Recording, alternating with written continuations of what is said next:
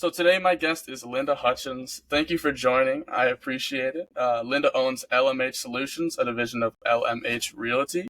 Before we dive deeper, I would love if you could explain a little bit more about what LMH Solutions does.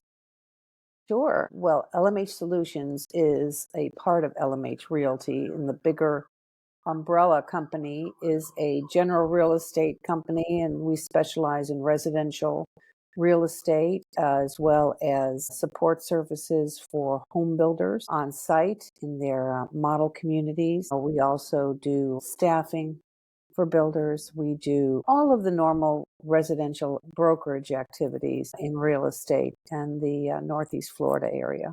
Great.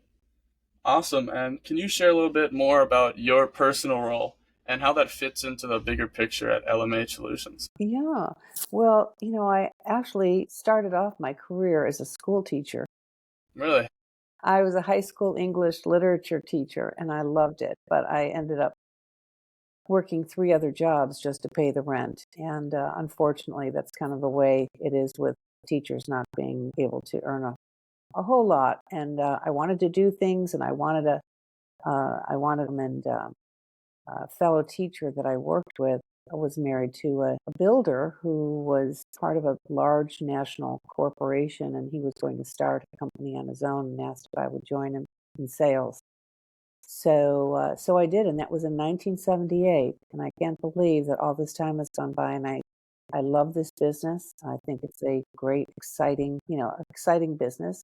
There Definitely. have been over the years a number of ups and downs, extreme ups and downs, Yeah. for various reasons. They haven't always been the same. Our economy changes historically for a number of different reasons, but there's and we're going through an interesting, challenging period right now for a Definitely. completely different set of reasons. So, yeah, so I have a general real estate office and agents who work virtually, many of them. They're very independent. They are experienced. They have their own networks. We don't typically take in new real estate agents. We support the agents who are looking for a broker that they can earn a little bit more, keeping some of the pie that they earn instead of sharing so much of it with their broker.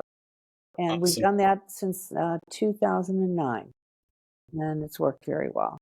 Yeah, I did see that you founded LMH Solutions in 2009. I know that was a tough time for the housing market, definitely. So, what kind of inspired you to start it then in that rough time, and how has it kind of evolved?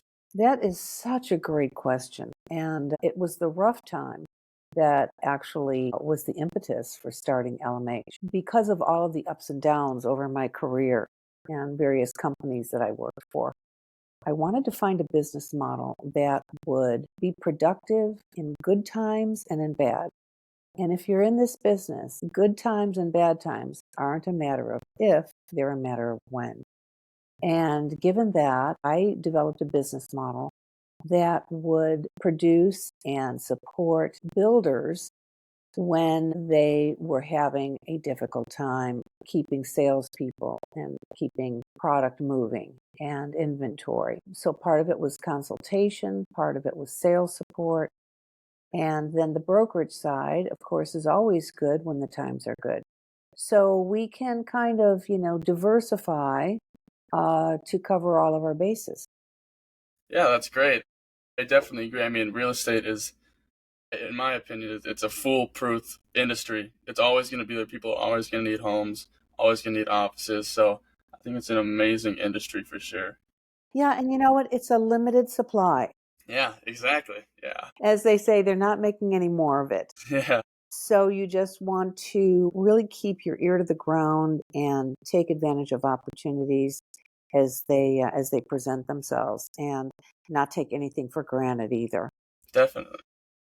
The industry has changed so much since I started out in 1978.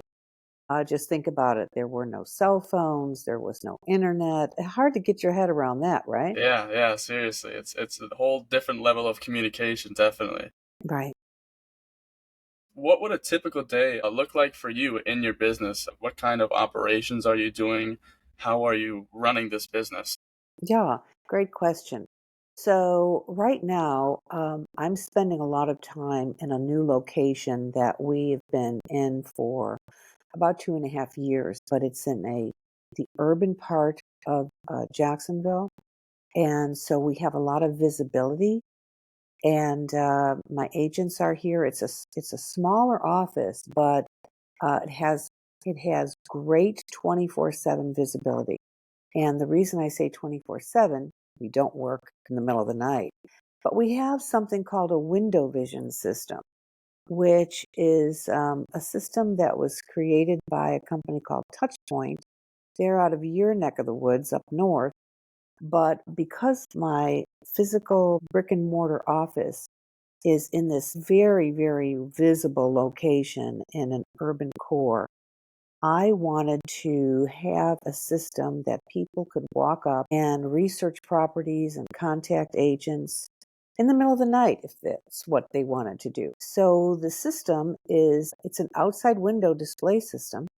It's very unique and it Yeah, creates a lot of interest, and people are able to literally text us from the window if they want more information, or if they want to, for whatever reason, they have a way to contact us directly, either email, text, or phone. And since we are in the urban core, there's a lot of activity, people going to dinner on weekends and during the day on Saturdays and all of that. But at night, the window vision system is totally lit up. And so between our illuminated signage and the window vision system and the display of properties, the corner is pretty much just totally illuminated and really gets your attention. yeah, We also are sitting on a corner where there's a high volume traffic of people going to and from work, especially Monday through Friday. And a lot of times they are forced to just sit in front of the office looking at our office. And so we found that people don't necessarily always have a realtor. They don't always have someone that they know in real estate. You might think that people do, but they don't, especially with the in-migration into our area. And so we're kind of tip of mind instead of just simply relying on social media and fighting it out with everyone else who thinks that they're great in this business. We literally make it very easy for somebody just to pop in and talk with us. We have an office layout that's very, very conducive to just sitting down. We will cast whatever we want to show someone. We'll cast it onto our flat screen TV on the office wall, and and go from there. So we've made a lot of we're doing a lot of business that way. So my day is basically I oversee all the back office activities, all the administrative. We are also a North Carolina brokerage, even though we do not have a physical office there, but we deal with people who are interested from this area in Northeast Jacksonville, and being able to buy either a full-time residence or a part-time residence in the western part of North Carolina, the Smoky Mountain area. There's a lot happening up there, and where we live, it's just way too uncomfortably hot in the middle of the summer. yeah, I So can imagine. so people want to go up north and they want to go to the mountains and they want a different venue. So that's another opportunity that we started 2 years ago in the brokerage, and we're really happy with the results that we're getting. We do have agents who spend time up there as well, and so benefiting from their licensing too. Yeah. Yeah, well, I've never heard of that. That's a super cool idea that you guys came up with the window vision. That's very innovative. I really, I have, I'm a minor in entrepreneurship, and so just kind of hearing that, it's a very, it's inspiring, I would almost say. Just listening to that and how you were able to innovate and how it's brought you the success and uh, way more than other people who are just sticking to social media and having that physical, like the lighting, like you said, that draws people in. It's very smart, and I applaud you for that, definitely. Well, thank you. And if I could just share, a lot of people get into the business thinking that it's just going to be so easy and they can make their own schedule, and nothing could be further than the truth. You have to look for ways to step out of the normal way that people are doing business. You have to find Definitely. You have to find a way that sets you apart from other companies, especially ways that people will think, oh, they're unique. They thought through something a little bit different. I would like Yeah, to work with them. And so you can't just go along with whatever the rest of the world is doing. The other part of this that I think is super important is, and it applies to a lot of different areas as well as real estate. But I'm sure you realize it, that we are so dependent upon our devices that a lot of people have forgotten how to communicate, eyeball to eyeball. But yet, in this type of business with residential real estate, which is so personal, you definitely. have to develop your ability to touch people, and not just outreach, touch them, but physically, by being there, by being present, by being able to speak with them, by being able to let them see you and talk with you. So it's a new challenge in our world with younger people like yourself. I believe that those who know how to communicate one-on-one with another human being are going to rule the world in the Definitely. very near future. Yeah, I definitely agree. I mean, the world is so social and so online now that if you're able to make a connection with a person, then I mean, multiple people, not just one, you're definitely gonna have a better reach and a better comeback rate in your business for sure because you're more Exactly. personable. And that's something that you have to practice. You have to develop that skill. You have to really, in our business, love people. Yeah, I can teach my agents everything else, but I can't teach them people skills. So if you love people, that will come across, and the rest of it is just stuff you learn, and you can do that so many different ways. There's so many tools to hone that part of your skills. But loving people and wanting to help people because it is such a personal acquisition, and I think for a lot of younger people, it's very frightening too, as far as a, acquisition, because I mean, how do you get the money to do it? How do you finance it? How do you, so many things that you think, oh, I need to excuse myself for just one oh yeah, second. no problem, no There's problem at all. someone at the door. I'm so sorry. Can you put No, me no on problem. pause? Yeah, Okay, yeah, no thanks. problem, no Yeah. problem at So all. we were talking about Yeah, the connections with people. connections with people. And so it's important to find the right people. If you're going into this business and you're going to be managing people, that you find the right people who have those skills. And I can tell right away if someone does or doesn't have people skills. Yeah, But what we're finding more and more these days is because of not only just social media, but because of AI, and the new technology. And there's how would I describe it? Kind of an approach of throw as much as you can at the wall and see what sticks. And so that's why you would be getting, if you reached out to anybody about anything in real estate, all of a sudden you would be getting inundated with emails and texts, and I think that the technology is going to change things, but it's only as good as at the end of the day, as your ability to communicate and touch somebody. definitely. But the rest of it almost starts to work against you when you're getting inundated with someone who's taking advantage of your accessibility. Can I put it that way? Yeah, yeah, And by every day you receive something from this person. That doesn't work. It doesn't work. It's not quantity, it's the quality of what you're doing. Just like my window vision system for LMH. That's a quality marketing tool. definitely. Go to real estate offices all the time in our area, and a lot of them are by appointment only. So, again, missed opportunities, right? Hmm. Someone goes to the door, and it could be a big national franchise. It doesn't matter. If there's not someone there, it's like the tree in the forest. Is there a noise if there's nobody there to hear it? Well, I can tell you there's definitely not going to be a sale of anything. Nothing's going to happen if someone's not there to receive someone when they're ready to buy or Definitely. ready to, or Yeah, for sure. I mean, you gotta be there for everything. To be honest, like you gotta be able to show up. You gotta be ready for at every time because there's always gonna be an opportunity. You don't want to miss it. You know. well, yeah, that's absolutely right. Showing up is 95% of getting something done. Definitely. So I'm gonna move into industry trends now. You just spoke about AI. How has that affected, if it has at all so far, the industry right now?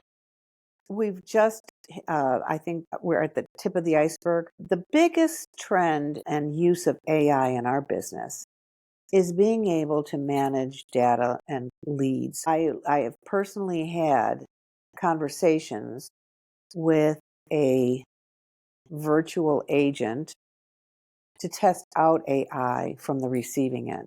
In other words, I wanted to see how far can we go if I'm pretending that I'm a buyer. How far can we go in this conversation? Mm-hmm. And what quality would there be to the dialogue? And it's pretty impressive. It's Mm, pretty impressive. But, again, it's take all your leads and manage them by having AI continually reach out and text them or email them, and not just a one-way correspondence, but, a dialogue. yeah, So again, we're just getting started with it in this business in that regard. So, the rest remains to be seen. Social media, of course, is there's good use of social media and then there's terrible use of social media. And again, there's good real estate agents and there's terrible real estate agents. definitely. And, people are, it's the 80-20 rule. 80% of the people who are licensed in real estate don't really, they don't do much business, but 20% do 80% of the business. Mm, So, it's a very fast moving world right now. And what I'm experiencing and reading about is within the industry is that there's a sloughing off going on, and it's a result of really the slowdown last year. And the slowdown was higher interest rates, presidential election, economy, all of those things put everybody on pause who was going to make a move in um, purchasing or selling. But here's what doesn't ever change. And that's, I always say, life's a parade because it keeps moving. People can put their decision making on hold. And that last year has created a lot of people leaving the business. And I say good riddance because they're just taking up space. And those who are finding it very easy to work in this business. So now we have the real performers, those who know what they're doing, and that's a good sloughing off. It's an attrition that happens, as part of our cycle. But so when I say life's a parade and putting everything on hold or on pause for a while doesn't mean no, I won't buy or I won't sell. It just means not now. So what does that tell you? Well, there then becomes a buildup because the things that drive selling or buying real estate for the family or a person or whatever is life changes, births, deaths, marriages, sorry to say, divorces, growing family, all of those things. So, do you think last year that any of that changed? Do you think that because of the economy and a presidential election and higher interest rates, do you think people stopped having children?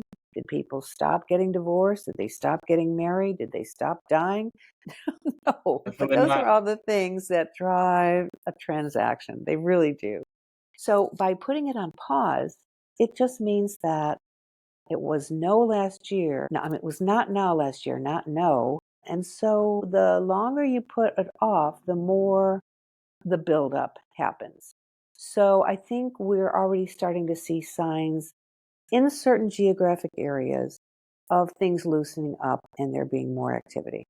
But there is no doubt about that last year was a huge downturn, both in existing real estate and in new home sales, new construction for builders. But I don't think that that's going to be the case for long. And you have to remember that, for example, you can probably tell I have gray hair, right? Well, I don't actually, you can't see my gray hair, but it's Yeah. under there somewhere. So when I got in the business, interest rate for across the board was 13%.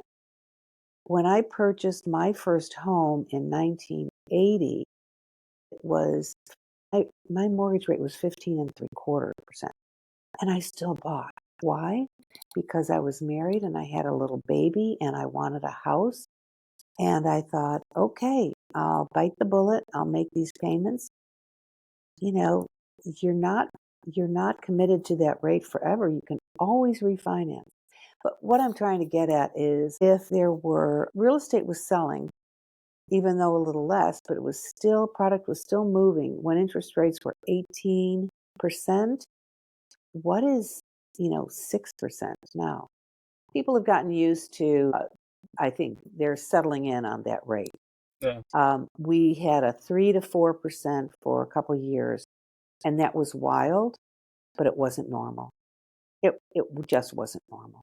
This is more normal, and I think that's what people are looking for. They don't want to know that if I, if I bought today at 6%, tomorrow will it be 3% and I'll have, lost out? No. I think they're finding out that 6% is about where it's going to be. It's never going to go down to 3 and 4, and it probably won't go up to above 10 either.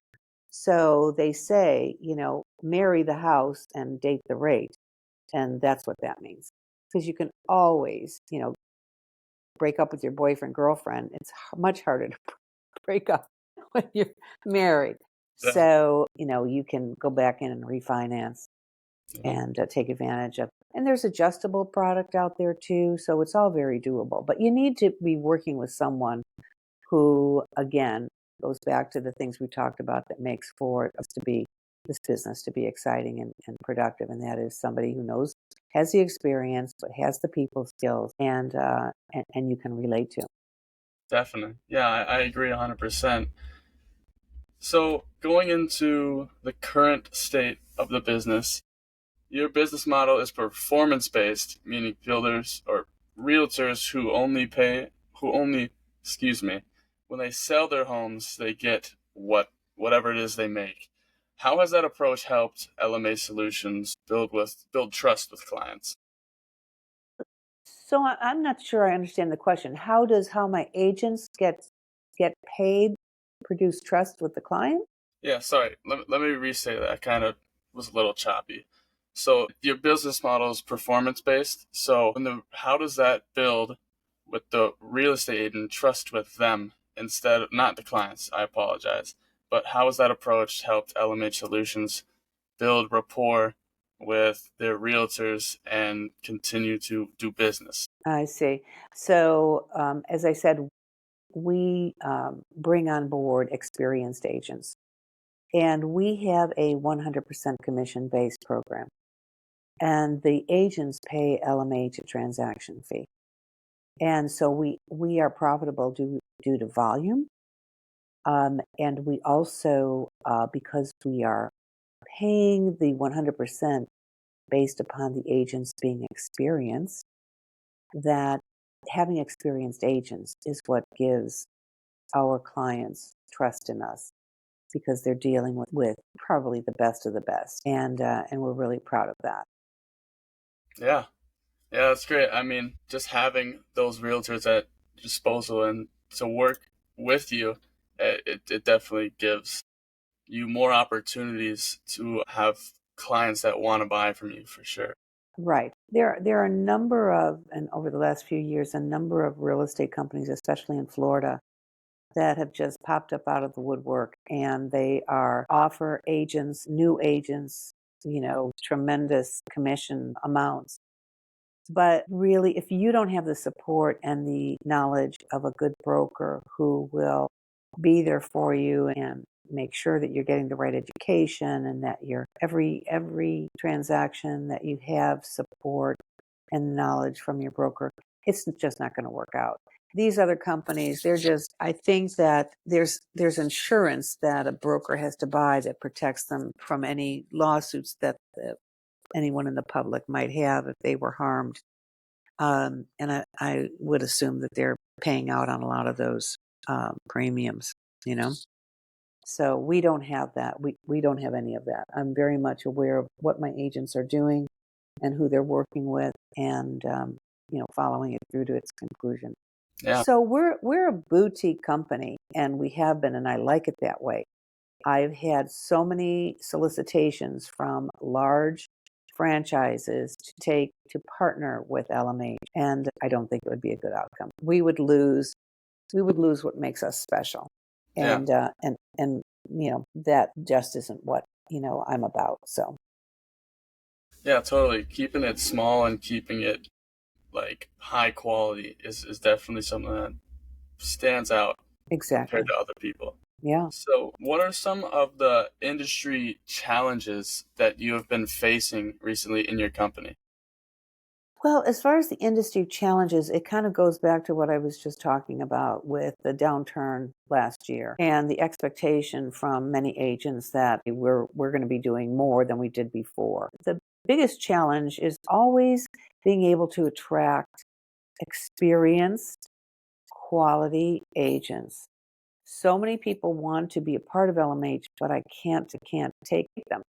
But finding the right agents with the right skills, that's a challenge. In the industry itself, there is a shortage of supply.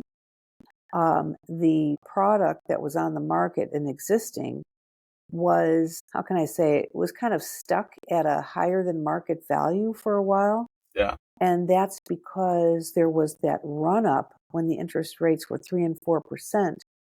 The run up caused sellers to really increase their prices because people were bidding higher than what was asking. And so you ended up paying more than what the house was really worth.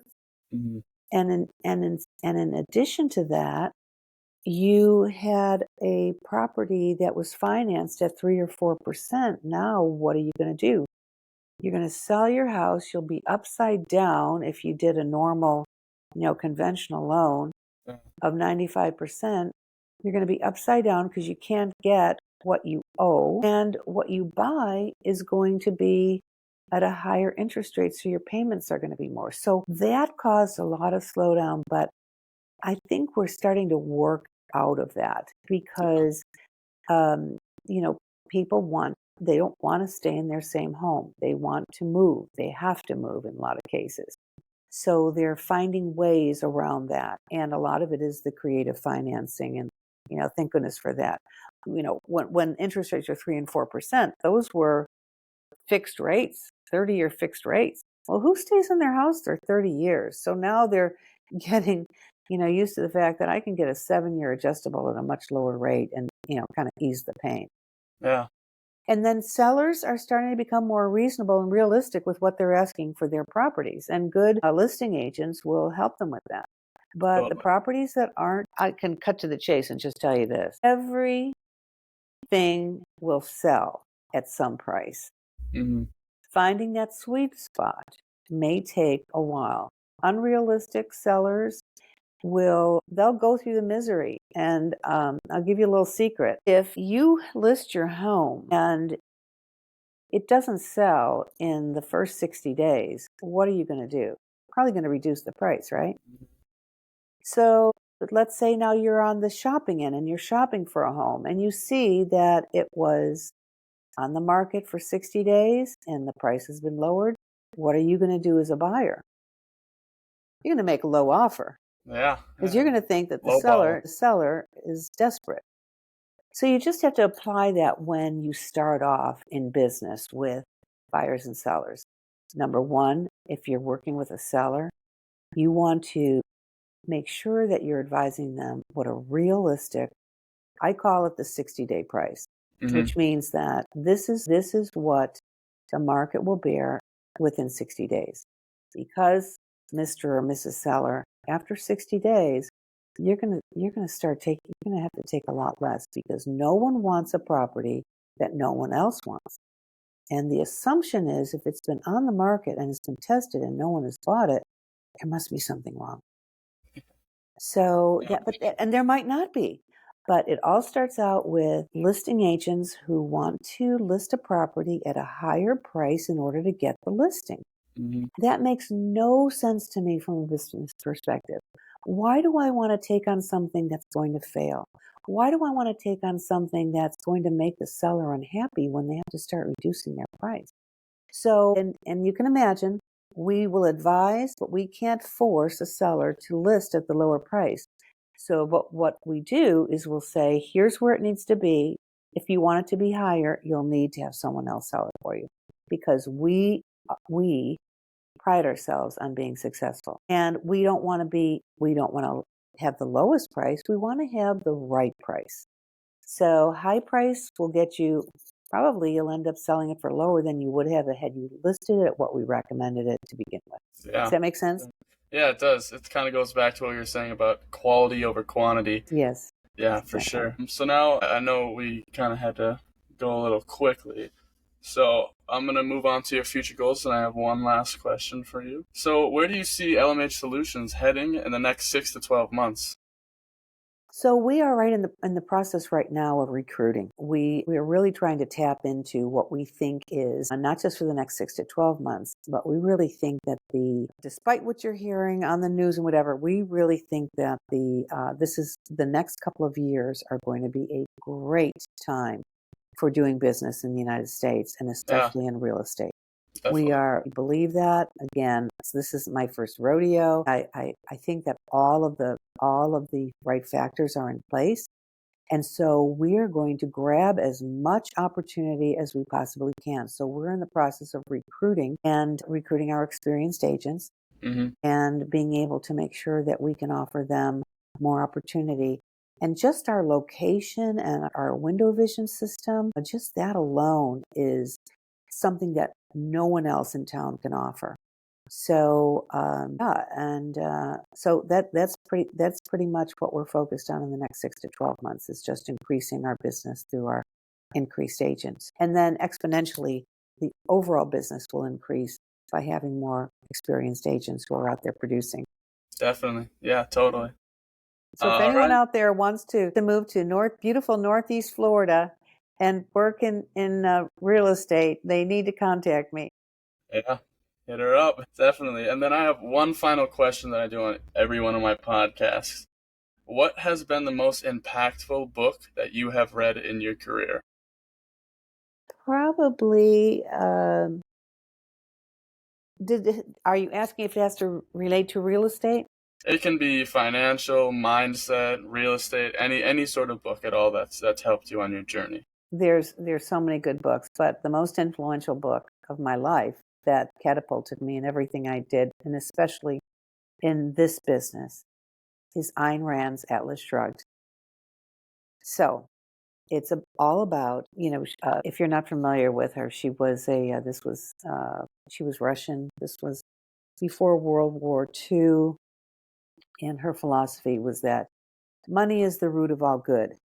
And you have to understand what that means. It's about what we're experiencing right now in our government, that all of this waste, all of this bloatedness, the government should run efficiently, and it should be to protect the people, but let people be able to run and do what they do best instead of letting government dictate. In my business, there's so many regulations. There's so much that keeps us from being able to succeed.